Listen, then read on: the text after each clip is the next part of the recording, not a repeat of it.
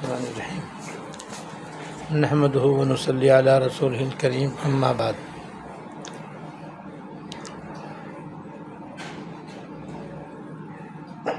سورۃ المومنون کی شروع کی 11 آیات میں اللہ تعالیٰ نے ان اہل ایمان کے لیے جن میں 7 صفات پائی جائیں،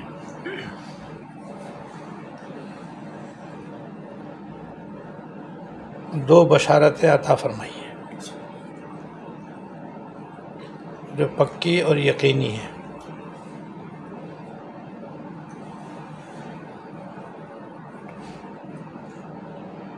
ایک تو اللہ پاک نے ان کے لیے فرمایا ہے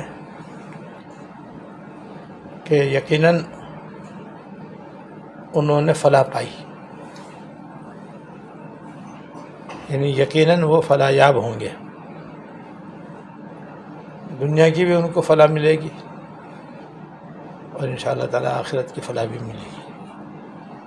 دنیا کی فلاح دنیا کے اعتبار سے ہوگی جو کامل نہیں ہوگی، لیکن جس قدر بھی ملے گی وہ کروڑوں لاکھوں مصیبت زدہ لوگوں سے بہتر ہوگی، اور آخرت میں یعنی جنت میں جو فلاح ملے گی وہ تو یقیناً کامل ہی ہوگی اور مکمل ہوگی، اور اتنی بڑی وہ فلاح ہے کہ ہمارے بیان سے باہر ہے۔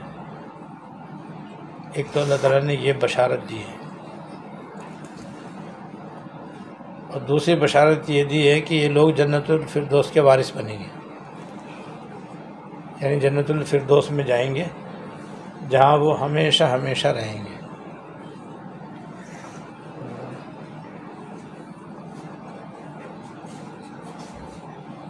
اب وہ مختصراً 7 صفات میں پھر دہرا دوں تاکہ ہم سب کو یاد ہو جائے۔ اب تک تو میں نے ایک ایک صفت بیان کی تھی، آج کوشش کرتا ہوں کہ سب مختصر طور پر ہمارے سامنے آ جائیں، پھر آخر میں جنت الفردوس کی کچھ تشریح کرنے کا ارادہ ہے کہ نام تو ہم نے بہت سنا ہے لیکن ہے کیسی یہ جنت؟ نام تو ہم نے جنت الفردوس کا بہت سنا ہے اور مانگتے بھی ہیں الحمدللہ، اور انشاءاللہ ملے گی بھی ہاں، لیکن ہے کیسی یہ آج انشاءاللہ آخر میں بیان کرنے کا ارادہ ہے۔ اہل ایمان میں اور ایماندار مردوں اور عورتوں میں پہلی صفت یہ ہے کہ نماز وہ خشوع و خضوع سے ادا کرتے ہیں۔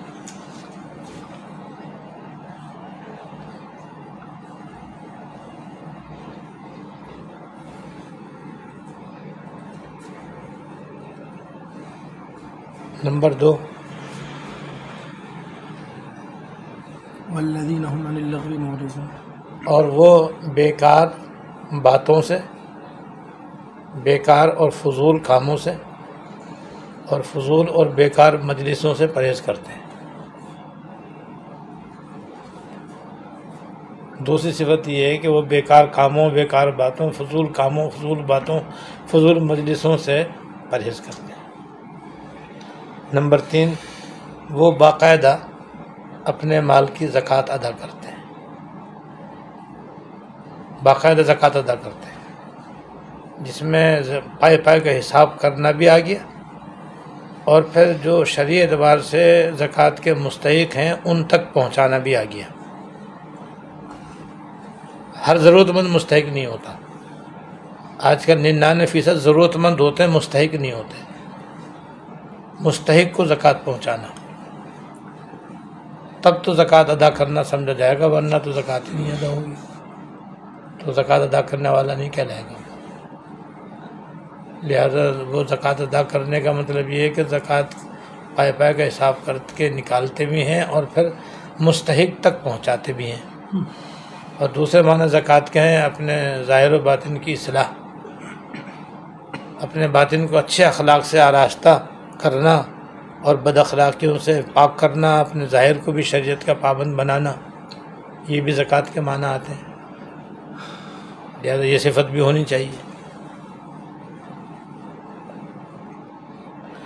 اور چوتھی صفت یہ ہے کہ وہ اپنے شرمگاہ کی حفاظت کرتے ہیں. بس ان کی اپنی بیوی تو حلال ہے، بیوی پر شوہر حلال ہے، شوہر پر بیوی حلال ہے، اس سے دونوں ایک دوسرے سے اپنی خواہش پوری کریں وہ تو جائز ہے. لیکن اس کے علاوہ غلام باندیوں کا رواج نہیں ہے، اس لیے باندیوں کا تو کہیں شرعی وجود نہیں ہے، لہذا اب نکاح ہی رہ گیا ہے کہ نکاح کے ذریعے اپنی خواہش پوری کرتے ہیں. باقی اور کسی ناجائز طریقے سے مکمل پرہیز کرتے ہیں، یعنی نظر کی بھی حفاظت کرتے ہیں، زبان کی بھی حفاظت کرتے ہیں، دل دماغ کی بھی حفاظت کرتے ہیں، ہاتھ پیر کی بھی حفاظت کرتے ہیں، ملنے جلنے سے بھی پرہیز کرتے ہیں. سارے ناجائز تعلقات اور طور طریقے اس میں آ گئے.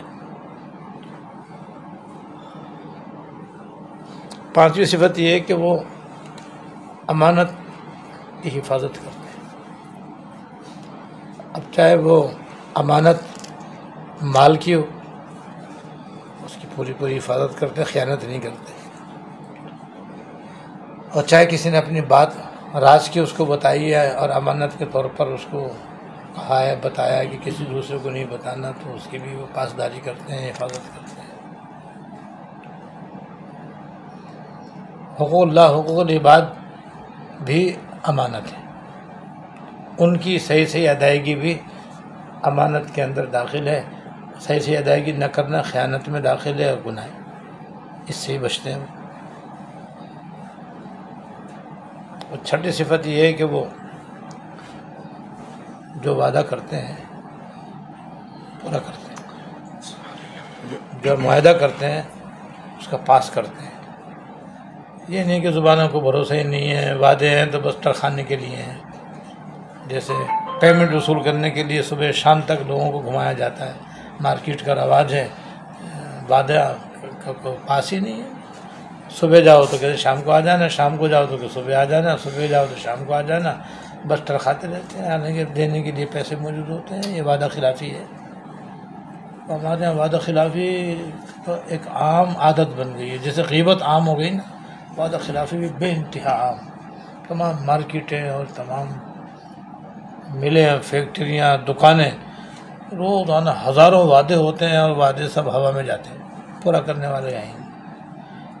آپس کے معاہدوں کے اندر بھی ہوتا ہے معاہدہ کر کے معاہدہ پورا نہ کرنا. اس میں سارے معاملات آ جاتے ہیں. بیچنے والا کہتا کیا ہے، کرتا کیا ہے، وعدہ کرتا ہے کہ ہاں بھائی، خریدار کہتا ہے کہ میں فلاں دن پیسے دے دوں گا، دیتا ہی نہیں. دکان بکنگ کرائی ہے کہ بھائی اتنے دن کے بعد 6 مہینے میں آپ فلیٹ تیار کر کے دیں گے، سال گزر جاتا ہے پر وہی نہیں. معاہدوں کے اندر بھی بڑی خرابی پائی جاتی ہے، وعدہ خلافی بھی عام ہے. تو ایسے لوگوں کو جنت نہیں مل سکتی.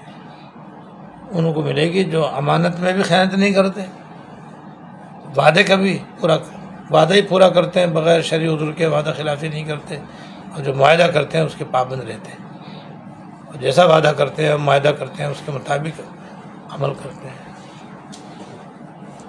اور ساتویں صفت یہ ہے کہ والذین هم صلواتہم حافظون، والذین هم علی صلواتہم حافظون، اور وہ اپنی نمازوں کی حفاظت کرتے ہیں. ساتویں صفت یہ ہے، نمازوں کی حفاظت کرتے ہیں. نمازوں کی حفاظت کے 2 مطلب ہیں، اور دونوں مطلب ہی مراد ہیں. ایک تو یہ کہ وقت پر پڑھنے کی پابندی کرتے ہیں. مرد ہے تو جماعت سے پڑھتا ہے اور وقت میں پڑھتا ہے، قضا نہیں کرتا. قضا کرے گا تو یہ نماز کی حفاظت نہیں ہے، نماز کو ضائع کرنا ہے. اللہ مجھے اگر نماز قضا کرتا ہے یا جماعت چھوڑ دیتا ہے تو پھر یہ نماز کی حفاظت نہیں ہے، نماز کو برباد کرنا ہے، ضائع کرنا ہے. دوسرے نماز ٹھیک پڑھتے ہیں، یعنی نماز کو اس کے فرائض و واجبات، سنن و مستحبات کے ساتھ مکروہات سے بچتے ہوئے آرام و اطمینان سے خشوع کے ساتھ ادا کرتے ہیں. یہ ہے 7 صفات. جن اہل ایمان میں یہ 7 صفات پائے جائیں گی، اللہ تعالیٰ ان کو جنت الفردوس عطا فرمائیں گے. اب جنت الفردوس کسے کہتے ہیں، اب اسے سنو.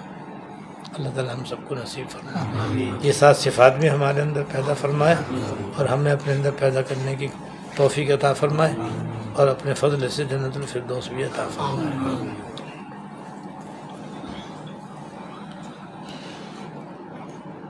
تین چیزیں اللہ تعالیٰ نے اپنے دست قدرت سے خود بنائی ہیں، 3 چیزیں ایسی ہیں جو خود اللہ تعالیٰ نے اپنے ہاتھ سے بنائی ہیں۔ اسی سے اندازہ لگا لو کہ 3 چیزیں کتنی خاص و خاص ہوں گی۔ باقی چیزیں تو اللہ تعالیٰ نے کن کہا اور وہ تیار ہو گئی، ایسی اللہ تعالیٰ کے اندر قدرت ہے، وہ کہتے ہیں ہو جا بس ہو جائے گی۔ باقی چیزیں تو اللہ تعالیٰ نے اپنے کلمہ کن سے پیدا کی ہیں، 3 چیزیں اپنے ہاتھ سے بنائی ہیں۔ نمبر 1 حضرت آدم علیہ السلام، اللہ تعالیٰ نے جنت میں ان کا پتلا اپنے ہاتھ سے بنایا، پھر اپنے حکم سے اس میں روح ڈالی۔ آدم علیہ السلام براہ راست اللہ تعالیٰ کے دست قدرت کا شاہکار ہے۔ دوسرے توریت اللہ تعالیٰ نے اپنے ہاتھ سے لکھی، اس کے بعد پھر حضرت موسیٰ علیہ السلام پر ان کو نازل کی، اپنے ہاتھ سے لکھی توریت اللہ تعالیٰ۔ جیسے جنت الفردوس کے باغات اور پودے سب اللہ تعالیٰ نے اپنے ہاتھ سے لگائے۔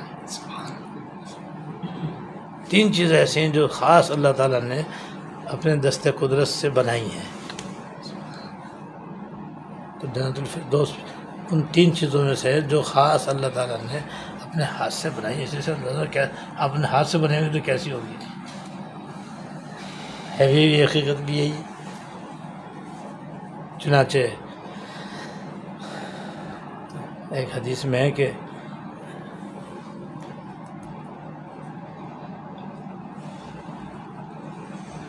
چار جنتیں ہیں، جنت کی 4 قسمیں ہیں۔ ایک جنت الماوا، اس کے بھی قرآن شریف میں ذکر ہے۔ جنت عدن، اس کا بھی قرآن شریف میں ذکر ہے۔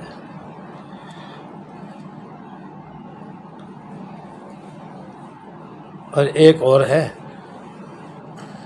مجھے اس کا نام یاد نہیں آ رہا، چوتھی جنت الفردوس۔ یہ 4 جنتیں ہیں،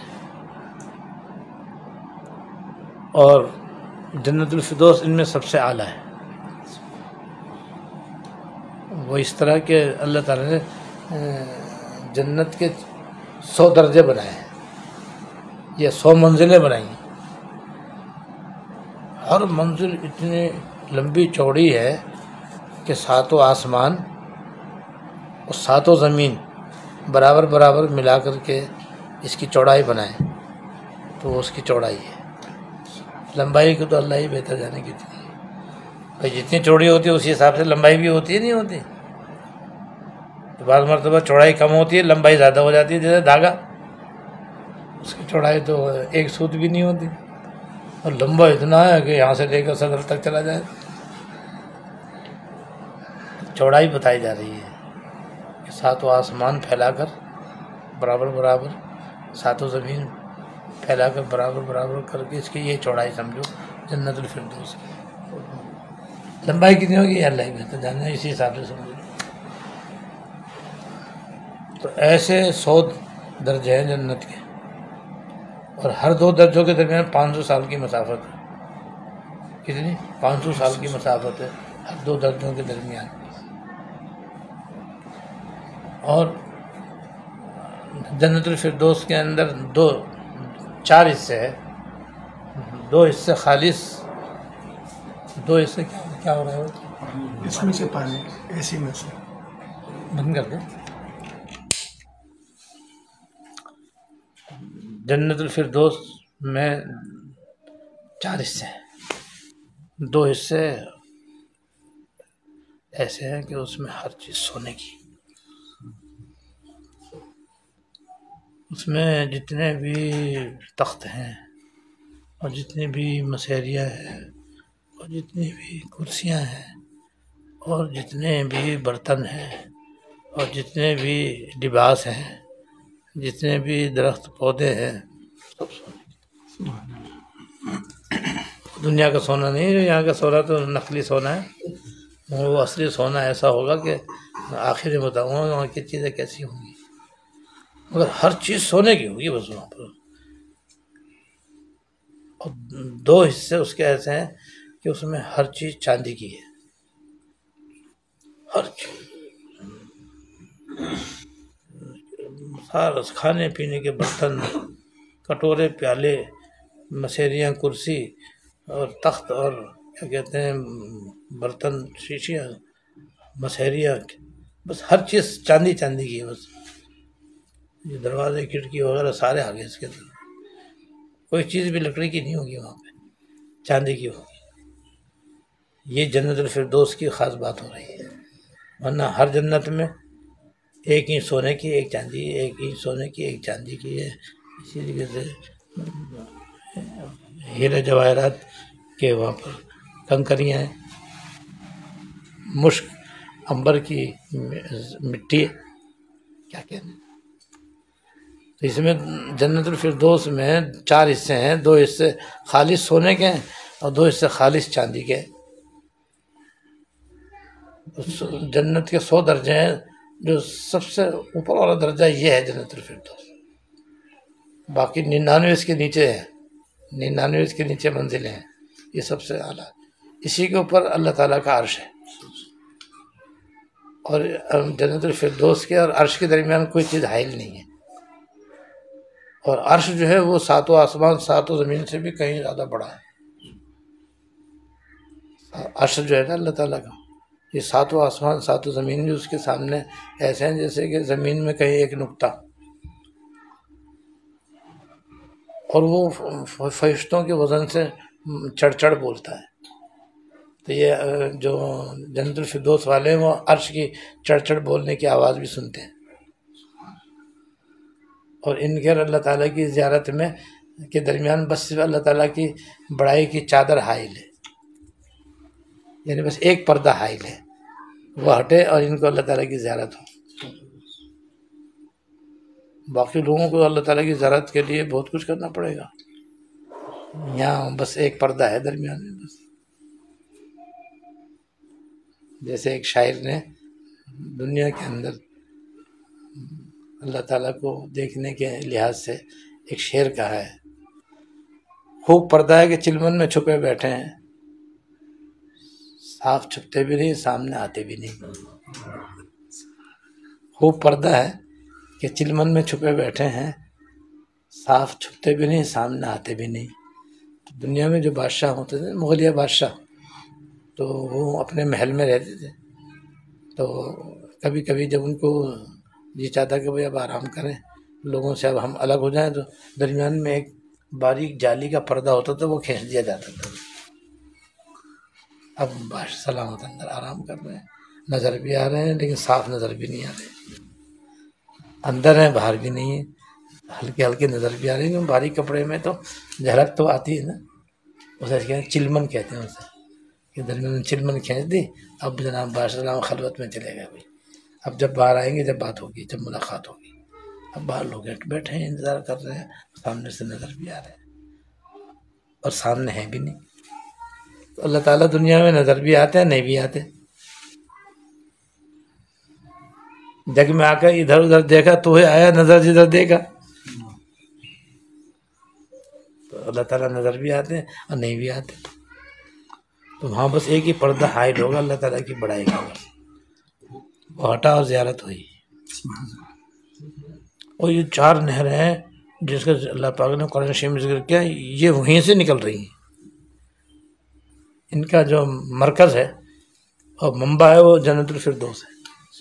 وہیں سے دودھ کی نہر، وہیں سے شہد کی نہر، وہیں سے پانی کی نہر، وہیں سے شراب کی نہر چل رہی ہے. اور یہ 100 کے 100 جنتوں کے اندر جا رہی ہے. ہر جنت میں ان کی لائنیں ہیں اور ان کے کنیکشن ہیں، اور ہر جگہ یہاں تو کنیکشن اتنے سے ہیں نا.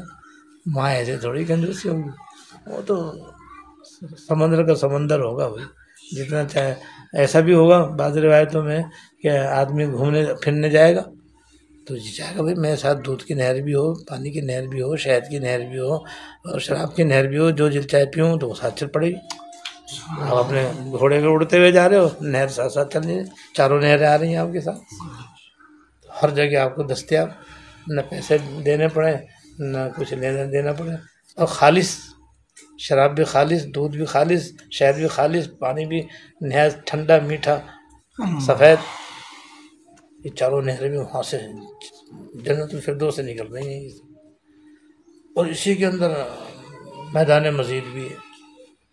میدان مزید جو ہے نا بس سمجھو اتنا لمبا چوڑا ہے کہ اللہ تعالیٰ کے سوا کوئی نہیں جانتا اس کی لمبائی چوڑائی۔ اس میں مشک کے ٹیلے ہیں، مشک کے ٹیلے ہیں، اور ان ٹیلوں کے ارد گرد نور کے ممبر ہیں جس پہ انبیاء علیہ السلام بیٹھیں گے جو ہزاروں لاکھوں ہوں گے۔ پھر اس کے ارد گرد جو ہے یاقوت اور زبرجد کی کرسیاں ہوں گی، ان پر صدیقین اور شہداء بیٹھیں گے، اور ان کے بیچ میں اللہ تعالیٰ کا تخت رکھا جائے گا۔ اور پھر پہلے اللہ تعالیٰ سامنے نہیں ہوں گے، ویسے ہی فرمائیں گے، سلام کریں گے اور فرمائیں گے اہل جنت مانگو کیا مانگتے ہو؟ سب کہیں گے اللہ مجھے اپنی رضا دے دیجیے۔ اللہ تعالیٰ فرمایا میں تم سے راضی ہوں، جب تو یہاں آئے ہو اپنی رضا دیتا ہوں، اور کچھ مانگو۔ تو بعض روایتوں میں لوگ پوچھیں گے اب کیا مانگے؟ اللہ تعالیٰ سے سب کچھ دے دیا اللہ پاک نے، کہا رہے دیدار مانگو، تیرے دیکھنے کی جو آس ہے یہی زندگی کی اساس ہے۔ تو علماء وہاں بھی رہنمائی کریں گے کہ اللہ تعالیٰ سے کہو اب جلوہ دکھا دیں اپنا، سب کچھ دیکھ لیا آپ کو نہیں دیکھا ابھی تک، تو وہ پردہ ہٹا دیا جائے گا، اور پھر سب لوگ اللہ تعالیٰ کو اس طرح دیکھیں گے جیسے 14ویں رات کا چاند ہم دنیا میں دیکھتے ہیں۔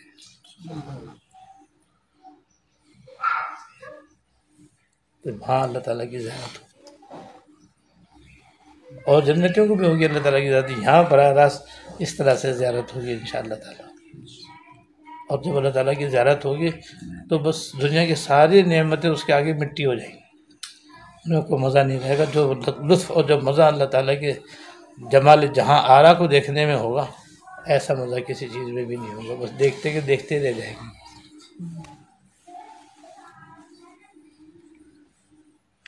اور پھر جب اللہ تعالیٰ چاہیں گے دوبارہ پردے میں ہو جائیں گے۔ اس لیے ایک روایت میں کہ جنت الفردوس کی نعمتیں ایسی ہیں کہ اگر کوئی ایک جھلک دیکھ لے، صرف ایک جھلک یوں دیکھ لے جنت الفردوس کو، تو اس کے دیکھنے، اس میں جانے کے شوق میں انسان کے جسم پگھل کر پانی ہو جائے گا اور روح جسم سے نکل جائے گی۔ ایسی زبردست وہاں کی نعمتیں ہیں کہ انسان کے جسم کا یہ حال ہو جائے گا، ہمارے جسم میں طاقت ہی نہیں ہے بھائی، یہاں دنیا کے ہم لوگ کھانے والے، دنیا میں رہنے والے، دنیا کی چیزیں دیکھنے کی طاقت نہیں ہے، وہ تو پھر اللہ تعالیٰ طاقت دیں گے تو دیکھیں گے۔ اس طرح سے وہاں جنت میں اللہ تعالیٰ کی زیارت ہو گیا، اور جو آدمی چاہے گا وہ ملے گا، اور جو ایک دفعہ چلا جائے گا ہمیشہ رہے گا، کبھی بھی کہیں اور جانا پسند نہیں کرے گا۔ لیکن یہ ہے کہ جنت الفردوس میں جانے کے لیے 7 صفات اپنے اندر پیدا کرنی چاہیے، جو یہ 7 صفات پیدا کرے گا اس کو اللہ تعالیٰ جنت الفردوس عطا فرمائے گا۔ اللہ تعالیٰ ہم سب کو عطا فرمائے۔ اب جنت الفردوس ساری عمر، ہر دن ہر روز ہر وقت مانگنے کی چیز ہے، مگر اب خاص الخاص مہینہ اور خاص الخاص رات شب برات اور رمضان شریف کا مہینہ آنے والا ہے جس میں رات دن مانگنا ہی مانگنا ہے، مگر مانگنے کے ساتھ ساتھ نیک عمل کرنا شرط ہے، نیک عمل بھی کرے، گناہوں سے بھی بچے، پھر مانگے تو ملے ہی ملے انشاءاللہ۔ اللہ تعالیٰ چلو بھائی ہو گیا بھائی۔